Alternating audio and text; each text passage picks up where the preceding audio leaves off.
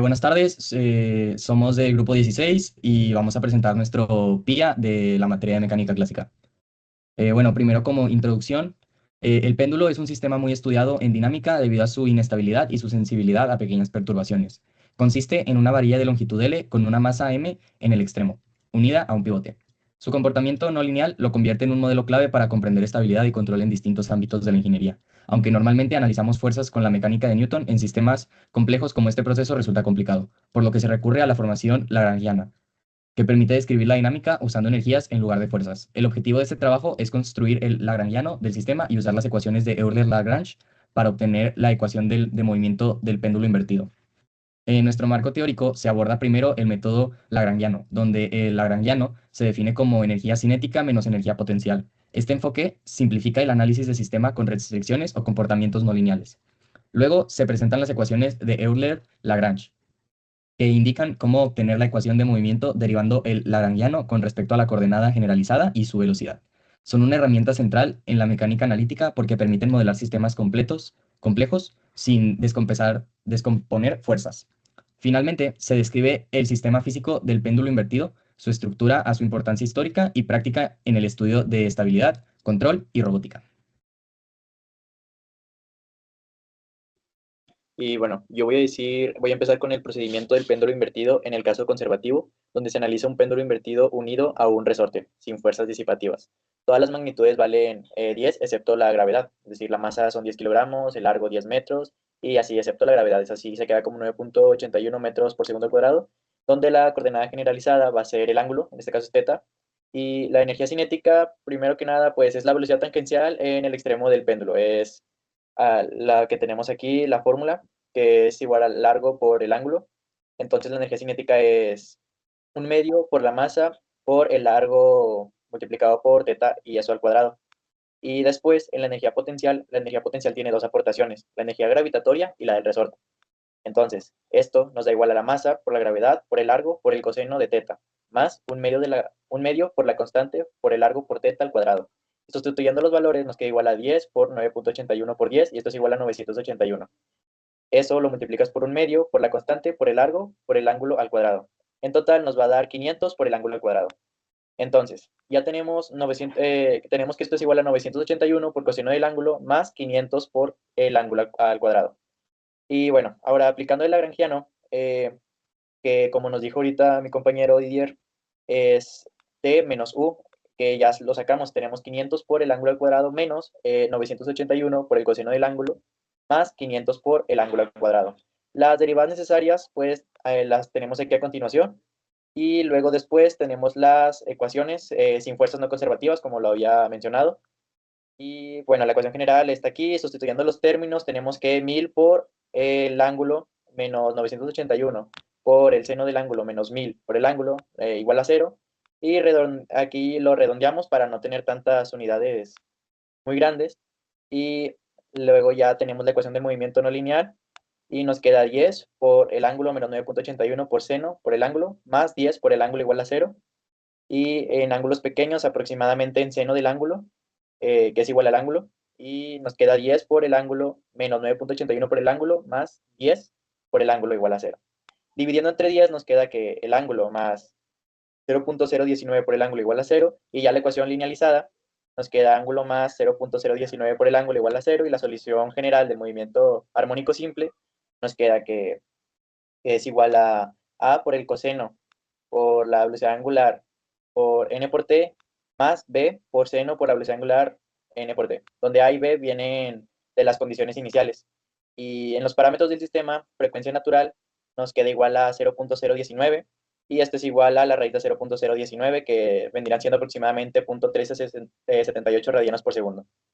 Y luego la conservación de la energía total se conserva y nos queda igual a 500 por el ángulo al cuadrado, más 981 por coseno del ángulo, más 500 por el ángulo al cuadrado, que es igual a la constante.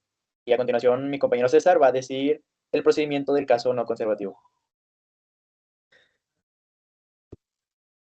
Como dijo mi compañero Guillermo, yo diría el caso no conservativo y usaremos las mismas unidades, que sería 10, en todas en la masa, longitud, en la constante del resorte, amortiguamiento, gravedad y la coordenada generalizada, que sería teta. Primero la energía cinética, que sería longitud por teta. Por lo tanto, sería un medio por la masa por longitud se multiplica por teta al cuadrado, que nos da 500 por teta.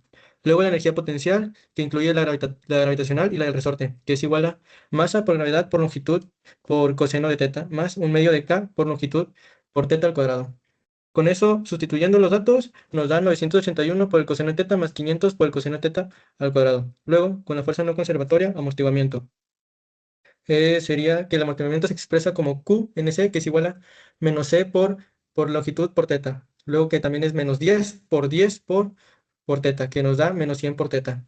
Luego el langriano, que se sustituimos sería 500 por teta al cuadrado menos 981 por el coseno del ángulo más 500 por teta al cuadrado. Luego la ecuación de Euler-Lagrange con fuerza no conservativa, su ecuación general es derivada por la derivada del tiempo, multiplicado por la derivada de longitud respecto a la derivada de teta, menos derivada de longitud respecto a la derivada de teta, que nos da Q sobre Q multiplicado por NC. Calculando la derivada sería igual a 981 por seno de teta menos 1000 por teta. Sustituyéndolo, nos daría 1000 por teta menos 981 por seno de teta menos 1000 por teta igual a menos 100 por teta. Y a todo eso dividimos la ecuación entre 100, que nos daría 10 por teta más teta menos 9.81 por seno de teta más 10 por teta igual a 0. Luego su linealización para ángulos pequeños aproximados, que el seno de teta es igual a teta. Todo da 10 por teta más teta por punto 19 por teta igual a 0.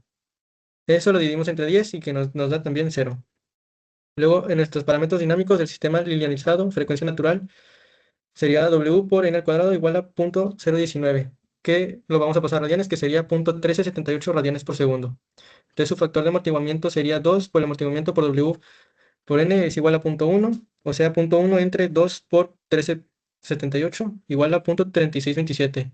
Entonces sería que el sistema está subamortiguado porque es menor a 1. Bueno, ahora pasamos con con el modelo conservativo. Como podemos ver, medimos los que son los datos de entrada y los de salida con un ángulo de 45 grados.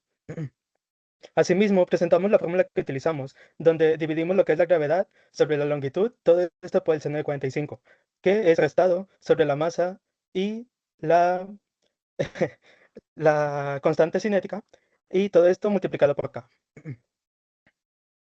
Asimismo, como podemos ver en las gráficas, se crean movimientos oscilatorios, y el cual, al tener una velocidad constante, no tienen aceleración como tal. Y abajito podemos ver un poco de los materiales que utilizamos, el cual es un scope, el cual nos ayuda a medir, el integrador que cuenta como una derivación, y por último el MATLAB Function, donde aplicamos las funciones que vamos a utilizar. Y en el caso no conservativo tenemos lo mismo, solo que al no conservarse las energías, ahora medimos lo que es la velocidad y la aceleración. Y podemos ver que en la ecuación ahora agregamos un cachito más en la parte del término, que es lo de la, la cinética sobre la masa sobre la longitud al cuadrado, todo esto por la derivada de Q. Asimismo, también podemos ver lo que son las gráficas en las cuales al tener un pico positivo y uno negativo pasan al término de 4 segundos al tener 0. Bueno, ahora para la conclusión, utilizamos las ecuaciones de Euler-Lagrange en los dos casos que se nos presentaron, siendo uno conservativo y el otro no conservativo. Asimismo, en ambos casos se utilizaron los mismos datos. Ahora, con la ayuda del simulador se hicieron los cálculos y las gráficas en las que se puede ver cómo ambas gráficas del modelo conservativo hacen un movimiento ondulatorio, esto debido a que no hay fuerzas disipativas, mientras que en las gráficas del modelo no conservativo se fue perdiendo la energía conforme se realizaba varias veces, esto porque las fuerzas disipativas están presentes. Entonces, como se vio en ambos casos, ambos casos comparten la ecuación de Euler-Lagrange, al igual que la misma cantidad en los valores. La única diferencia siendo esas fuerzas externas que se están aplicando y que por lo tanto cambian los resultados. Y eso es todo. Gracias.